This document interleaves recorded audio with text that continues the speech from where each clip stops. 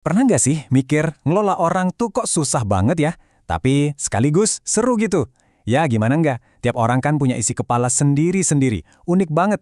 Nah pertanyaannya, gimana caranya kita bisa nyatuin semua keunikan itu jadi satu kekuatan yang wow, luar biasa? Jawabannya cuma satu kata, sinergi.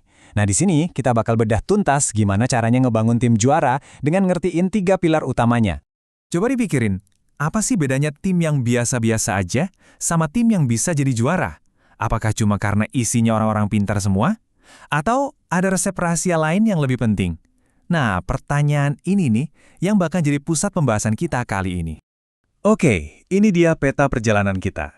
Kita mulai dari tiga pilar kinerja tim, terus kita dalami soal motivasi, lanjut ke komunikasi, dan gimana caranya ngubah konflik jadi inovasi. Nanti ada studi kasus juga biar lebih kebayang, dan kita tutup dengan cara membangun organisasi juara. Yuk, langsung mulai. Coba bayangin sebuah gedung pencakar langit yang super kokoh. Gedung itu nggak mungkin bisa berdiri tanpa pilar-pilar yang kuat kan? Nah, organisasi itu persis kayak gitu. Tim yang hebat itu dibangun di atas fondasi tiga pilar fundamental yang menopang semuanya.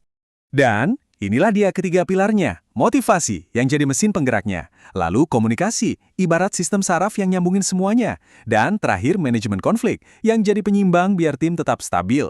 Ingat ya, tiga hal ini tuh satu paket, nggak bisa dipisah-pisahin. Satu aja ada yang lemah, seluruh bangunan tim bisa goyah. Nah, kerjasama ketiganya inilah yang kita sebut sinergi.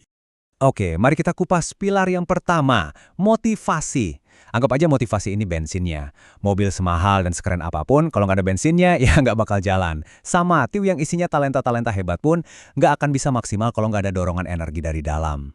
Jadi, apa sih sebenarnya motivasi itu? Sederhananya gini, motivasi itu adalah alasan kenapa seseorang semangat bangun pagi buat kerja, fokus sama tujuannya, dan gak gampang nyerah pas nemu masalah. Ini adalah jawaban dari pertanyaan, kenapa sih saya melakukan ini di dunia kerja? Oke, ngomongin soal ini, ada teori keren dari Hertzberg. Namanya teori dua faktor. Gampangnya gini, dia bagi jadi dua hal. Pertama, ada yang namanya faktor higienis. Ini tuh hal-hal dasar kayak gaji, kondisi kerja yang enak, jaminan keamanan kerja. Kalau ini nggak ada, orang pasti bakal bete, nggak puas. Tapi kalau ini ada, belum tentu juga mereka jadi super semangat. Nah, disinilah faktor kedua masuk, faktor motivator. Ini nih yang benar-benar nendang. Contohnya, dapat pujian, pengakuan, dikasih tanggung jawab lebih, atau ngerasa berhasil nyelesain sesuatu. Inilah yang benar-benar bikin api semangat itu nyala dan bikin performa meroket. Terus gimana proses motivasi itu bekerja di kepala karyawan? Nah, teori harapan dari Froome ngejelasinnya dengan sangat logis. Seseorang bakal termotivasi kalau dia percaya tiga hal. Pertama, kalau gue kerja keras, performa gue pasti bagus. Kedua, kalau performa gue bagus, gue pasti dapat reward. Dan yang paling penting, ketiga, rewardnya itu emang sesuatu yang gue pengenin. Kalau salah satu aja dari rantai ini putus, ya udah motivasinya langsung drop. Oke, kita pindah ke pilar kedua, komunikasi. Kalau tadi motivasi itu mesinnya, nah komunikasi ini ibarat sistem kabel dan sensornya. Dia yang mastiin semua bagian mesin itu kerja bareng dengan harmonis. Tanpa komunikasi yang lancar, energi motivasi yang besar tadi bisa salah sasaran, malah jadi sia-sia. Komunikasi dalam tim itu punya tiga fungsi penting. Yang paling basic, ya jelas buat nyampein instruksi atau informasi. Tapi nggak cuma itu. Komunikasi juga yang ngebangun hubungan antar rekan kerja, biar koordinasinya enak. Dan yang ini sering banget dilupain, komunikasi itu adalah jalan dua arah. Jadi tempat buat karyawan ngasih masukan ke atasannya. Jadi, ini dia intinya. Komunikasi itu bukan cuma soal ngomong, tapi juga soal mendengarkan. Saat seorang pemimpin bisa menciptakan budaya di mana orang nggak takut buat kasih masukan, disitulah keterlibatan atau engagement dibangun. Karyawan yang merasa suaranya didengar, itu pasti bakal lebih termotivasi dan loyal. Nah, kelihatan kan gimana pilar komunikasi ini nyambung lagi ke pilar motivasi? Lanjut ke pilar ketiga, pilar yang sering banget dianggap negatif, konflik. Tapi, gimana kalau saya bilang gesekan itu kalau dikelola dengan benar justru bisa menciptakan percikan api inovasi. Nah, disinilah kita akan bahas gimana caranya mengubah konflik jadi kekuatan yang membangun.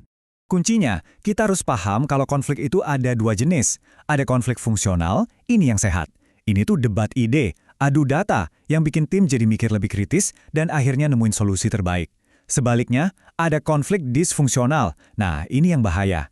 Isinya serangan personal, ngerusak hubungan, dan bikin produktivitas anjlok. Jadi, tugas manajer itu bukan gilangin semua konflik, tapi justru memupuk konflik yang fungsional ini. Terus gimana cara kita ngadepin konflik ini? Ada beberapa jurus nih yang bisa kita pakai. Ada yang gayanya dominasi, pokoknya maksa kehendak, yang penting gue menang, lu kalah. Ada juga yang menghindar, ya udahlah kabur aja dari masalah, tapi akhirnya ya semuanya kalah, masalahnya nggak kelar. Terus ada kompromi, ya udah kita sama-sama ngalah dikit deh. Nah, tapi yang paling powerful dan jadi tujuan kita itu kolaborasi. Di sini kita duduk bareng, benar-benar cari solusi yang bikin semua pihak menang. A true win-win solution. Oke, teorinya udah cukup nih. Sekarang kita lihat gimana ketiga pilar ini bekerja di dunia nyata. Kita akan bedah sebuah kasus yang simple, tapi sering banget kejadian di tim pemasaran. Oke, jadi situasinya begini. Tim marketing kebelah jadi dua kubu. Kubu A ngotot promosi harus full digital, karena itu masa depan. Kubu B kekeh promosi langsung turun ke lapangan, itu yang paling efek. Hasilnya, sama-sama diem, nggak ada yang jalan, jadwal kampanye jadi berantakan, dan suasana tim jadi nggak enak. Terus, apa yang dilakukan manajer yang cerdas? Pertama, dia nggak mihak siapa-siapa. Dia pakai pilar komunikasi, ngumpulin semua orang, buka forum diskusi yang aman. Kedua, dia minta masing-masing kubu buat presentasi, tapi harus pakai data, bukan cuma perasaan. Nah ketiga, setelah semua saling dengar, mereka malah nemu jalan tengah yang keren banget. Gabungin aja keduanya. Coba kita analisis bareng ya. Jenis konfliknya jelas konflik di dalam satu grup. Cara nyelesainnya, pendekatan kolaboratif, cari solusi win-win. Dan hasilnya, wah luar biasa. Sinergi timnya jadi naik lagi, dan strategi promosinya jadi jauh lebih kaya karena menggabungkan kekuatan digital dan kekuatan promosi langsung. Tuh kan, konfliknya malah jadi inovasi. Nah sekarang kita sampai di bagian akhir. Di sini kita bakal menyatukan semua yang sudah kita bahas tadi menjadi sebuah kesimpulan utuh tentang gimana sih sinergi itu benar-benar bisa menciptakan kesuksesan jangka panjang. Jadi gampangnya gini, motivasi itu bensinnya, komunikasi itu setir mobilnya, dan manajemen konflik yang jago itu adalah suspensi mobilnya, yang bikin perjalanan tetap nyaman meskipun jalannya nggak rata. Ketiganya harus jalan bareng, baru mobilnya bisa sampai tujuan dengan selamat dan cepat. Dan inilah pelajaran paling berharga dari kasus tadi.